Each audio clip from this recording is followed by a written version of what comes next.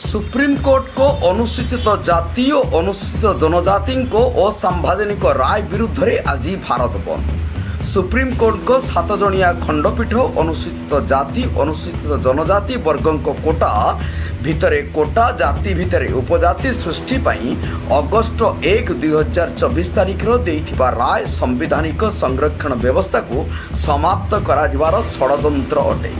Supreme court को द्वारा दिया जाइथिबा एही राय अत्यंत दुर्भाग्यजनक और असंवैधानिक। मूल संविधान धारा 341 शेड्यूल कास्ट एवं धारा 342 शेड्यूल ट्राइब विरुद्धाचरण करुअछि।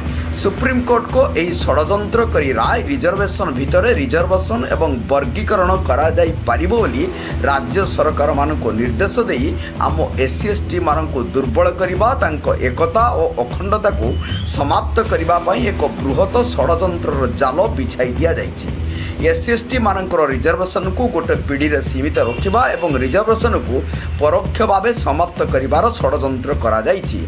सुप्रीमकोर्ट को यही राह को जिला पेशा ग्राम सभा उन्नयन समिति मयूरभंज दृढ़ निंदा करने सहित एससी एसटी वर्गों को बृहत स्वार्थ पर आज भारत बंद डाकरा को दृढ़ समर्थन करी सुप्रीमकोर्ट को राय विरुद्ध रे तीव्र आंदोलन करिछि।